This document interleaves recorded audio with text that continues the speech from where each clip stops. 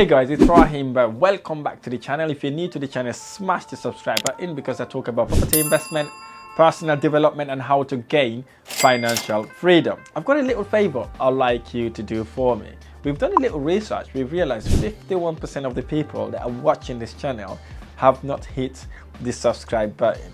I'm really asking if you are one of those to smash that subscribe button because it helps the algorithm to push the video to a wider audience, and believe me or not, it motivates me and it encouraged me to get this channel going. We're doing a lot of work behind the scene that you're not aware about, so I really appreciate if you could smash that subscribe button, and whilst you're there, hit the like button below as well, so that then the video can be spread out to lots and lots of more people. In today's video, I'm going to share with you why I do not buy leasehold property and why I will never ever buy leasehold properties. I hope this doesn't come back to bite me, but currently I'll never buy a leasehold property. So in this video, I'm going to share with you why I do not do that. But before we get to talking about why I don't do it and the story behind it, let's talk about what leasehold is. What is leasehold? Leasehold means that you just have a lease from the freeholder, sometimes called the landlord, to use the home for a number of years. The leases are usually long-term, often 90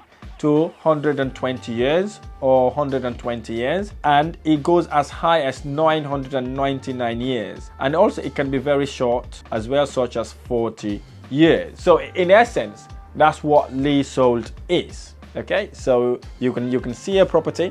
So in most cases they're flat, especially if you live in England and Wales, and then you can buy that apartment, and the owner who owns the land are the freeholders, or is the freeholder. He owns the land, and then obviously you then probably have the rights to use the apartment in that building. So that's what leasehold is. So why do I bang on not to buy leasehold properties? I'm not saying they are a wrong investment, but it has not been a right investment for me and for the investors I work with. 2021, Rahim, I've started my property investment journey. It looks really amazing. I've just secured my first apartment. I cannot wait to share all these amazing things with you. So that's a call I received from one amazing investor. How excited he is. He's bought a property, and the property is absolutely amazing, and only to drop that bull to tell me that the property is an apartment. So with all that excitement, I said, okay, I encouraged. I said, brilliant, that's fine, not a problem. Let's have a look and see what we can do with this property and what are the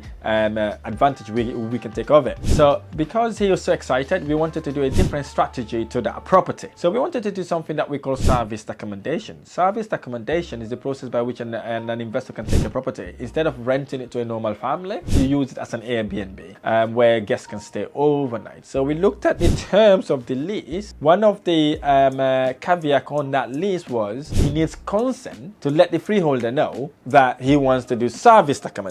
And somewhere around the contract also, it said the block doesn't allow short-term let. So then we realized in the contract that we need to contact the freeholder. So we find out from the management agent who the freeholder was. We then write a letter to the freeholder to find out if we may be able to do that. Before they even accept the information, we have to pay certain fees for that. Okay, once they've looked at the letter, they turn around and said, hey, you cannot do short-term let in that property, in that building. It's not allowed. It is prohibited. So that's one of the restrictions. When they saw that, I knew that was going to happen, but I wasn't 100% sure because it's like a gray area at that point. They don't tell me you don't do it. But when you read below, going through the content, it says do not allow short-term lets. But we were not sure what they mean by short-term let, okay? Contacted them, they come up with that massive setback. So one of the main reasons why that investor bought that property in the first place was to do service accommodation, because the property was in a nice, amazing location to do service accommodation. That's one of the downfalls,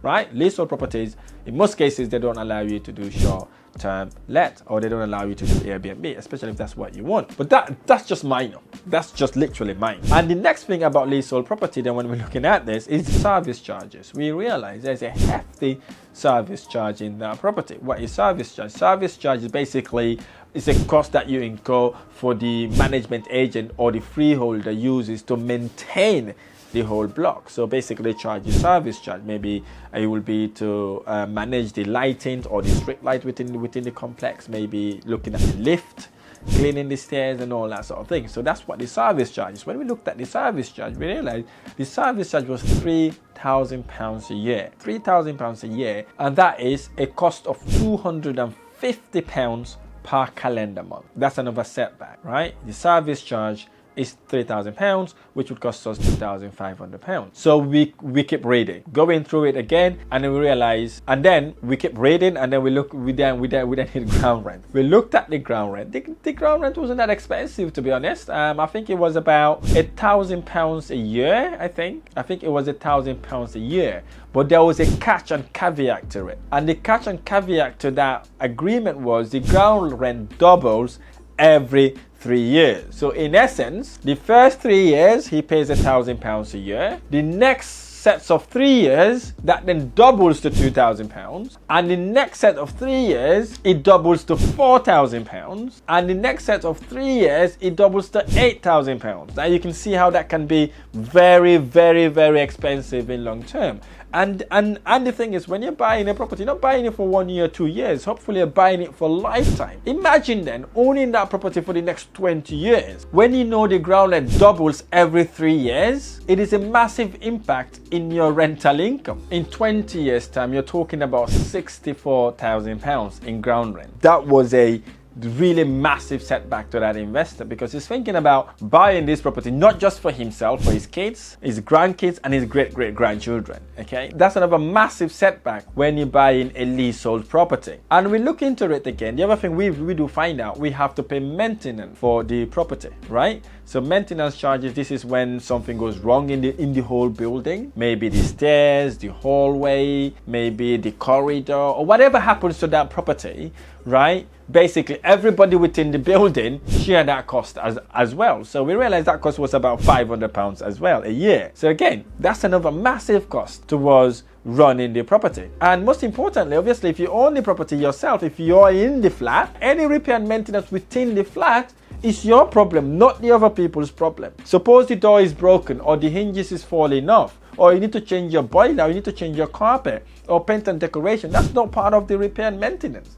That you have to foot that bill as well. That's an over additional cost. And you've got your management fees to pay as well. I know management fees is involved with all properties, but if you've got all those costs adding up, plus you've got your management fees to pay, that's another additional cost. Moving on, we look at the management side of things. We realize that also we have to get a management agent to manage the property as well. That would cost us about 10% of our gross rental income. Okay, moving on, we looked at the clause if you want to extend your lease, because if your lease is going down, you want to increase it obviously to maintain the value of the property. And then we should notice there is a cost associated to extending your lease as well. I'm not talking about buying the years at this time. I'm talking about even literally to start the process. There is an administration cost, there is registration cost, and plus there's cost to extend the lease based on the number of years as well. And that was astonishing amount as well. It was a massive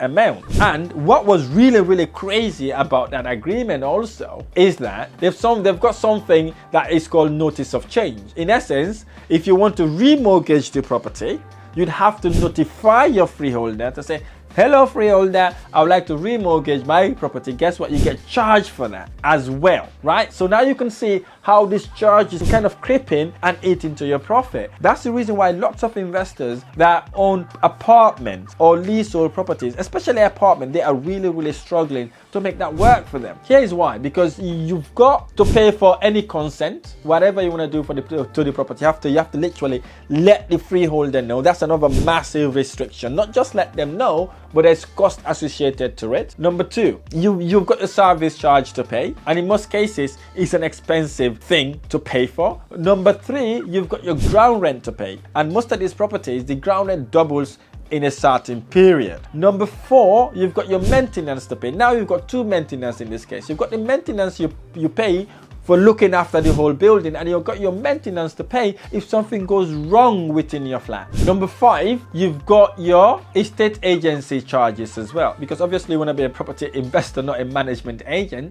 You're going to pay a management agent 10% to manage that same property. Number 6, you have your lease extension cost. Okay, you have to pay for them to accept your application, and then you pay for extending the lease years. And number 7, you've got your notice of change. Whenever you're doing a remortgage, basically you have to let the freeholder know, and they'll have to approve that before that remortgage can take place. I hope this is beginning to make you think about whether investing in leasehold property is something that you really want to do, especially when it comes to apartment. And this is just the terms of the lease. Let's look at now maybe adding value or things like that. Suppose you bought an apartment that requires work to be done. One, you need to pay for the consent to let them know what you're doing. And second, there's an additional cost, because if you're doing a renovation in a flat that is within 6 or 7 or maybe 8 apartments, guess what? It costs you more, because any rubbish that you need to take from that apartment needs to be taken through the stairs, downstairs, and when your builders finishes their work every single day, they need to clean the whole way. Everywhere needs to be clean and spotless, as if nobody has ever been in that property to do work. That's another painstaking job to do if you live in a block of a building. Okay, imagine then having that renovation going for say 2 weeks or 3 weeks. Some of you will be doing this for literally 3 months. Imagine how many cleaning costs you're going to incur for doing that work. That's an additional cost, right? That's an additional cost. And by the way, you've got a restricted time of work as well. They will tell you you're not allowed to start at this time and you have to finish at this time. You've got that restriction, okay? They will say you might be able to start work from 9 o'clock and we expect you to finish by 4 o'clock. What that does basically, it even lengthens the time it takes to do your renovation work. In essence, you've got this property, but you're not in control. Someone else is in control of your investment. In contrast, if it's a freehold property, it's yours.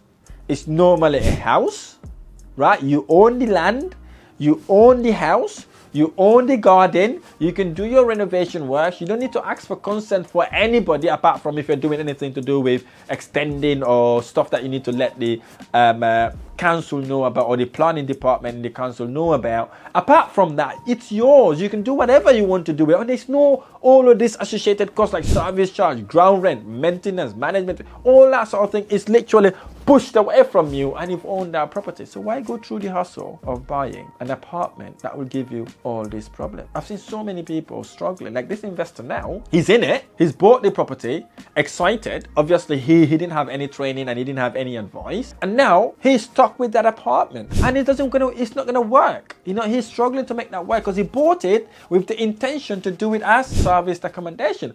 Obviously that's not gonna work. We look at the figures. If you rent that property to a normal tenant, he's only making £100, I think £125 a month net profit every single month. That's crazy amount. You're not going to invest £300,000 only to make £125,000 a month. It's not a sound investment. In essence, you want your money to work for you instead of you working for it. So that's the reason why I do not buy leasehold property, especially apartment, because they are just so much pain, so much trouble, and it gives you sleepless and endless nights. Even if they allow you to do short-term let, the neighbors are complaining, this person is complaining, that person is complaining.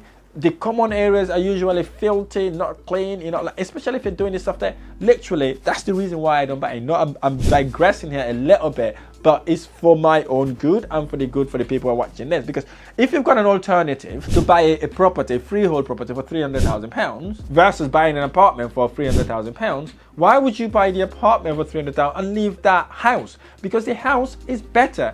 Here's another reason why buying freehold houses is better, is because, let me give an example for an apartment. If you bought an apartment, you are restricted to the square footage. Okay, the square footage is yours. You cannot force, you cannot do anything. You can only work around what you have. But when it comes to houses, freehold houses, you can go through the loft, you can go sideways, add an extra bedroom on the right, add another extra bedroom on the left. You can have a conservatory, you can eat into your garden, you can do so many stuff to force the value of that property. And you can convert that property to a flat, to a HMO, to a multi-let, to a mixed-use properties, whatever you may want to do with that property, you have lesser restriction versus buying an apartment that you get stuck with for ages, and when it comes to selling it, you struggle to sell. Another disadvantage of buying an apartment is basically the shorter the lease, the less value your property is. Okay, in order for your property to appreciate in value, you have to go and purchase the lease years in order for you to be able to make money out of that property. So I really hope this video has shined a light of why I don't buy an apartment. Here's the thing, I'm not asking you not to buy an apartment. I'm just asking you to have a reason why you're buying your apartment and understand why you're buying it, right? If it's for service accommodation, brilliant. Find out if that is allowed in that building in the first place. Don't make the same mistake this investor did. Okay, he bought it assuming that it would work, and it did not work, and guess what, it becomes a rope on his neck. And do not buy a property, especially an apartment or investment property, that has only one exit strategy. You have to have multiple of exit strategies in order for this to work for you. Remember, you're buying the property to make money out of it, not to subsidize it or that property become a liability to you. I really hope this video has been helpful. If it's been helpful, smash the like button below, subscribe to my channel for more amazing videos. I look forward to sharing next video. Thank you.